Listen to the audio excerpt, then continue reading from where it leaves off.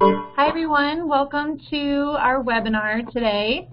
My name is Marissa Roussel and I'm one of the project managers for the Summer Learning RFI process here at Deal. I'm joined by my colleagues. Hi, my name is Long. I'm also one of the summer program managers. Thank you all for coming today. And so what we're going to do today is just walk you through our PowerPoint presentation with information about the RFI. I am going to keep everyone muted throughout the presentation. For those of you who are accessing through the cell phone application, the cell phone app or a website, if you have questions throughout the presentation, please submit them via chat. So there should be a chat function on your screen, and Long will be tracking questions as they come through, and we will answer them in real time. For those of you who are calling in, again, you'll be muted throughout the call, but I will unmute you at the end of the slides if you have any additional questions for us.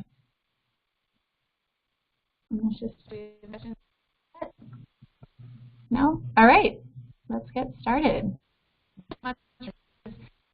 Deal's first webinar for an RFI, so we are excited to test out this platform. The purpose of our funding in summer 2018, Deal will invest up to $1 million in school and community-based programs. The goal of these programs is to prevent summer learning loss and improve academic outcomes for Seattle students in grades 1 through 12. And the intent of programs is to offer academic and culturally responsive programming. The investment is funded by the 2011 Families and Education Levy, as well as additional support from the city's 2018 budget. And those dollars were specifically to incorporate culturally responsive practices into all levy-funded summer programs. Funding is broken into 3 categories by student grade level. So at the elementary grade level, we are seeking to serve students in grades 1 through 5. There's about $261,000 available there. Middle school grades, high school grades 9 through 12, and the total amount available is just over $1 million. Grantees who are awarded funding will actually receive this funding both in summer 2018 and summer 2019. And that annual funding and receiving it again in summer 2019 is dependent on meeting the performance targets and contract obligations in summer 2018. So this is the timeline for our RFI. It was released on Monday, January 1st. We have one additional information session, which will be held in person at the Beacon Hill Library on Thursday, February 8th.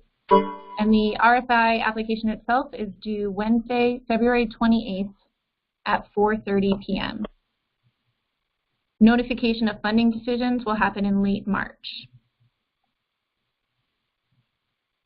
So who is eligible to apply?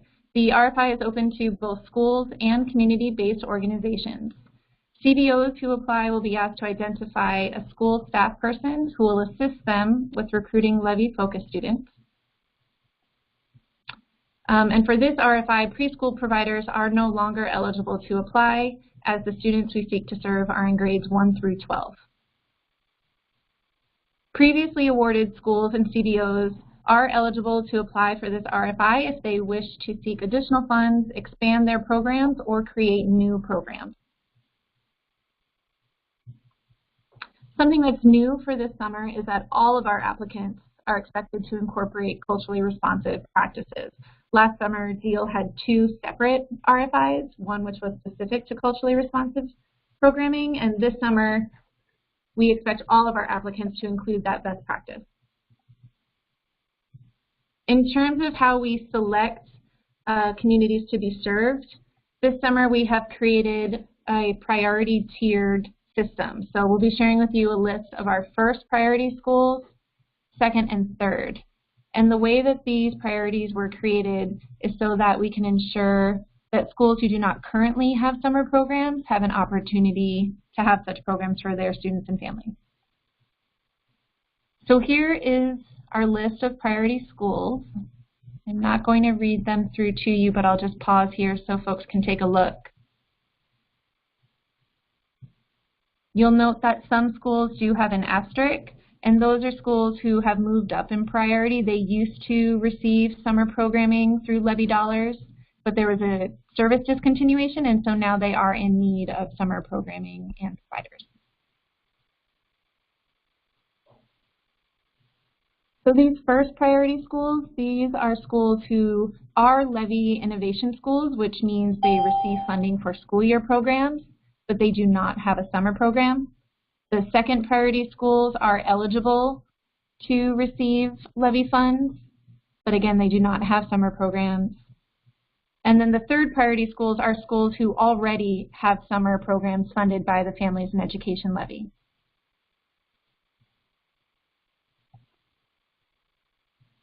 So program requirements.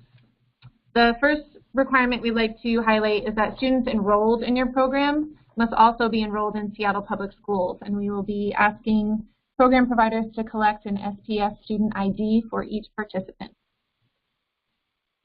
Your programs must serve Levy-focused students, and we define that Levy-focused student term with the following criteria.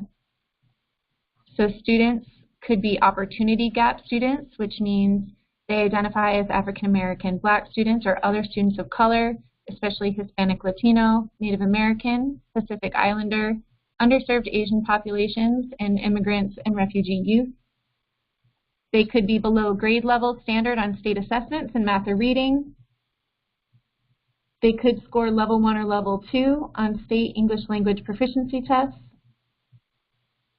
They could not be passing a core course in middle school or high school, not promoting on time to the next grade level, or not accumulating enough credits required for on-time graduation.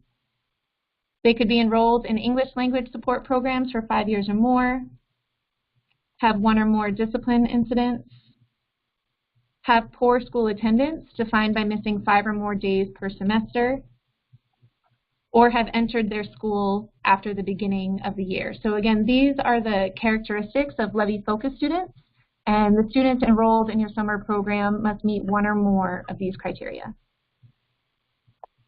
Your summer program must be free for students to participate, must offer a minimum of 120 hours or more of total programming. So with this requirement, you have the flexibility to change number of days offered, number of weeks offered, but that 120-hour minimum is what we're looking for in your application. All programs must provide academic instruction and enrichment activities. And for the academic instruction, there's a minimum requirement of 10 hours per week focused on the 4 following subjects. So reading and writing, math, science, or English language acquisition. So not all 4 of these, but at least one of these content areas must have 10 dedicated hours per week of academic instruction. Your enrichment activities should offer engaging opportunities for students to build new skills and be exposed to new topics. This really is open for your organization and school's creativity and innovation. So we've listed some examples here of things you might want to consider for enrichment, but this list is not exhaustive, and we're really excited to see what our applicants come up with.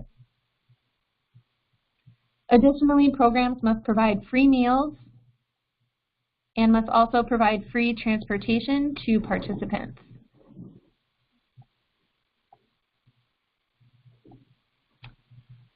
And again, the requirements for culturally responsive programming. So with this area, we're asking applicants to address at least one, preferably more, of the following culturally responsive program elements. So the first is curriculum. Academic and enrichment materials should reflect students' personal experiences and connect to their daily lives and the lives of those in their community. Teaching and instruction. So this should be student-centered as compared to traditional teacher-centered instruction, should employ various teaching and learning styles, meaningful and relevant curriculum, and create an environment that encourages multicultural viewpoints and perspectives. along with teachers' communication of high expectation for all students. Culturally responsive staff and professional development must include the recruiting, hiring, and developing qualified staff who reflect the diversity and cultures of the community that your program seeks to serve. All staff should be provided with practical tools and training for cultural responsiveness, and there should be ongoing conversation among staff to increase their self-awareness around issues of race, power, privilege, and equity, and the impact that has on their students. Lastly, we strongly encourage culturally responsive family and community involvement. This looks like frequent and meaningful communication with parents and families, involving families and community members in the planning, development, and implementation of your program, and providing opportunities back to those families and communities to offer meaningful feedback to improve your program for the future.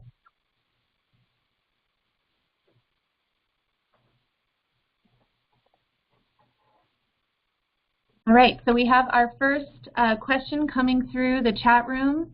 Lori is asking us to provide a list of previously or currently funded programs and what schools they are connected to. So Lori and others, I would direct you to the frequently asked questions document, which is currently on the DEAL website. And there is a link, trying to find the exact section here, but in that FAQ, there is a link to the list of grantees and which schools they are serving. And the URL for that is seattle.gov/education. Lori also had a second question. So this question is, are you seeking programming that supports more than one school, or would a program that serves only one school be more competitive? So that's a great question.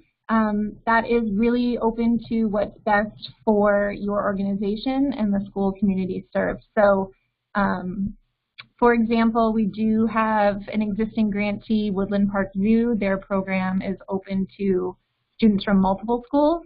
And so if you're a grantee who wants to follow that model, what would be important in your application is for you to define who within the schools you seek to recruit from you're working with, how you'll work to recruit Levy Focus students, and your plans to ensure that participants from different school communities would all have access to your program.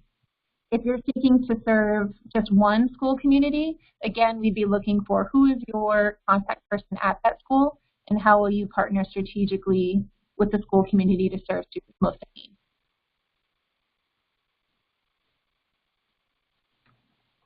So moving on to performance measures. DEAL uses performance measures to determine the impact of our funded programs. Successful applicants receive our summer learning funding in exchange for achieving results that are tied to those performance measures. And so all applicants must propose a total of 4 performance measures. We have 2 required performance measures, and we have 2 that are flexible and proposed by the applicants themselves. More points will be awarded to applicants who propose more rigorous performance measures. Our 2 required performance measures focus on enrollment. So this is the number of Seattle Public School students who are enrolled by the 2nd Friday of your program. And we measure this by your submission of their Seattle Public School student ID number, as well as by your program attendance. So the bar for attendance is that students should be absent 10% or less of your total summer program days. So that might look like missing only 2 or 3 days of your summer program. And then we have the 2 additional performance measures which are proposed by the applicants themselves. So again, this is flexible to your creativity and to match the design of your program. I will share some examples with you, but again, these are just our ideas, and we are always open to learning more from you all about what meaningful performance measures look like for your programs. So the first is that students can make gains on rigorous pre- and post-program summer assessments in academic topics like math or reading. Students can meet or exceed typical growth on standardized assessments in math or reading during the school year. Students could move up 1 or more levels on a standardized assessment in math or reading. Students could make gains or demonstrate improvement on pre and post social emotional assessments or inventories. And then for our high school students, we have a series of performance measures that could be meaningful to your community. So high school students could receive academic counseling support and could be supported to successfully register for classes, which will enable them to graduate on time. Additionally, they could complete a high school and beyond plan for graduation, earn community service learning hours, earn or replace high school credit, begin the college application process, receive a letter of recommendation for college, accept their college financial aid package, create or update their resume, or complete an internship.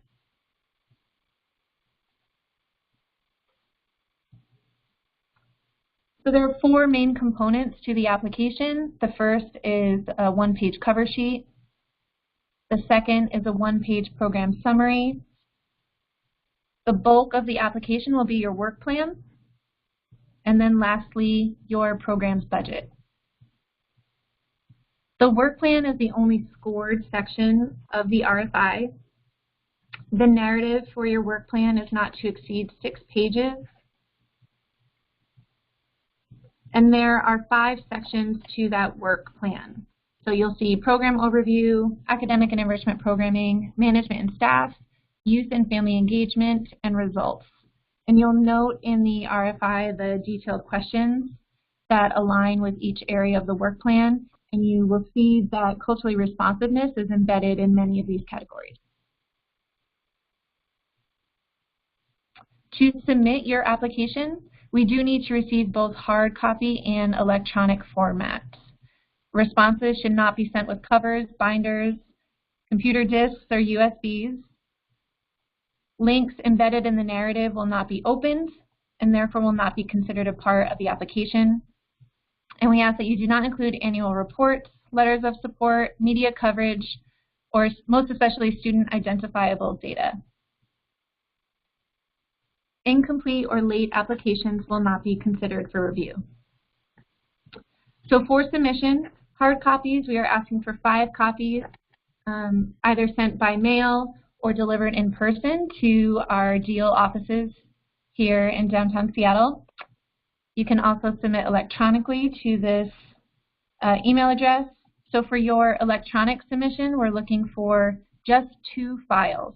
So your entire RFI application to be submitted in 1 Word document or 1 PDF, and your budget should be submitted in the Excel template, which we provide on the deal website. And this is the file name and email subject convention that we're asking for. So we do get asked often why we require both electronic and hard copies. They serve as a check for each other, but for the hard copy specifically, those will be used by our team of reviewers when we're looking at your application.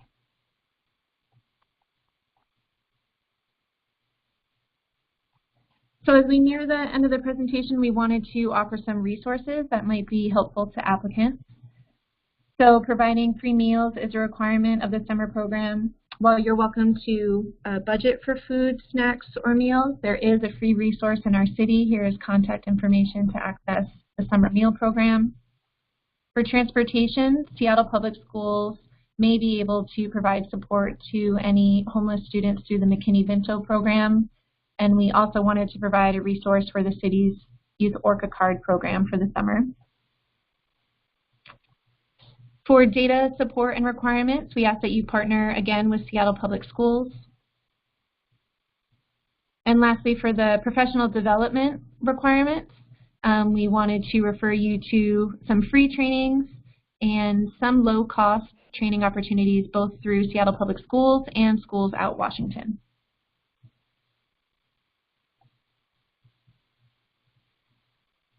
So after our webinar today, if you have additional questions, you can reach out to us at education@seattle.gov, and myself or Long will get back to you as soon as we can. We do post all questions we receive and answers on our website, as well as a listing of all of our currently funded Levy summer programs and the schools that they serve.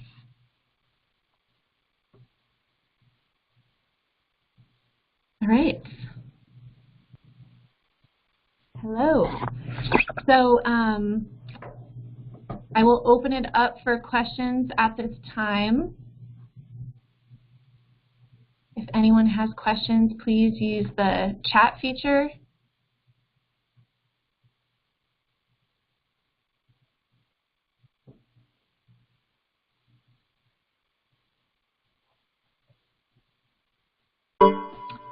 Great, so we received a question from Cindy.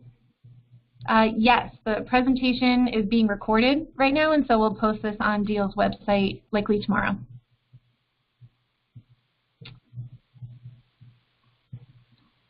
And the slides are actually already on the website. Thank you.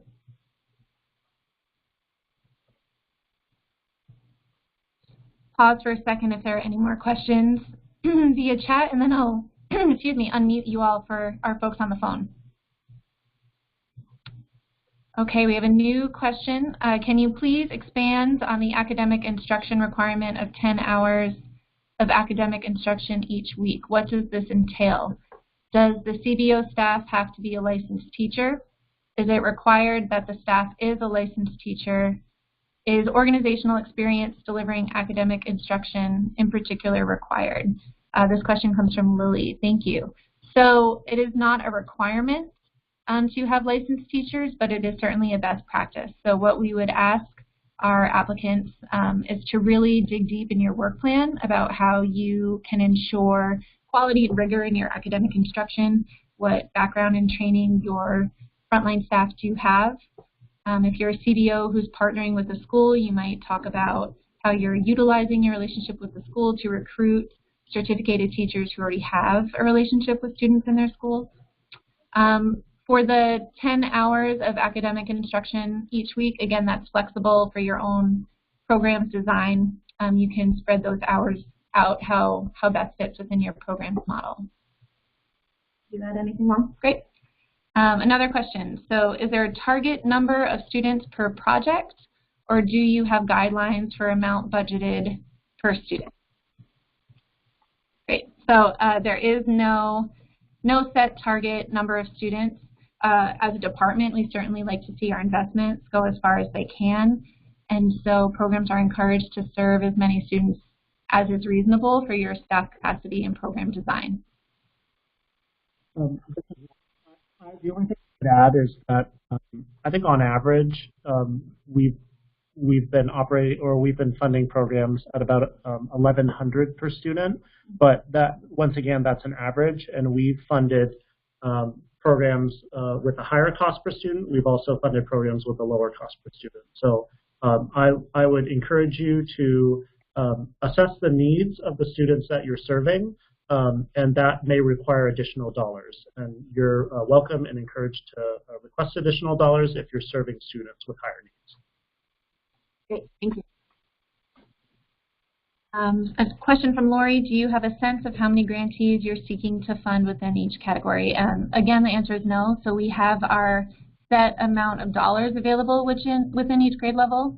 Amount of money allocated to a program, it depends on that organization's current funding capacity. They might just be looking for supplemental funds to expand or enrich an existing program, or they might be looking to completely fund a new program. So grants to organizations can range in size from $50,000 to maybe more than $150,000. It really just depends on the program design and model you're proposing, number of students served, and the needs of those students in your program.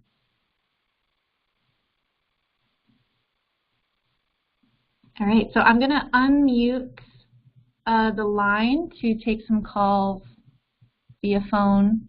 Oh, excuse me, we have one additional question from Janice. The anticipated funding of just over $1 million, is that for all 2 years or per year? So we will be allocating those dollars out this year. But they extend into 2019. So if you apply this summer and you are awarded funding, then you're guaranteed those same dollars in summer 2019. We will not be doing an additional RFI in summer 2019. So this is the last RFI of the 2011 Families and Education Levy for summer learning. A question from Cindy, is the minimum request amount 50K, or was I just using that as an example? So that's an example. There is no minimum, and the maximum would be the amount of money available in each grade level. All right, so I'm going to unmute folks.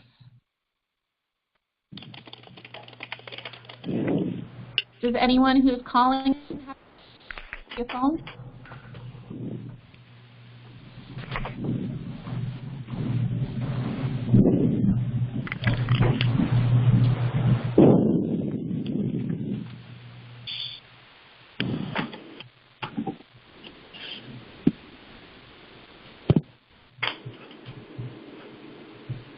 All right. If there are no other questions, then we can close this webinar out. Thank you all for participating. We have 23 attendees on the call. We really appreciate you being a part of this. The questions we received and answers will be posted on the DEAL website, as well as the recording of this webinar. So I'll mute the line, and then I'll hang out in the chat room for about 5 more minutes if any other questions come to you. And again, you can email us at education@seattle.gov with additional questions. Thank you so much. We look forward to seeing your application.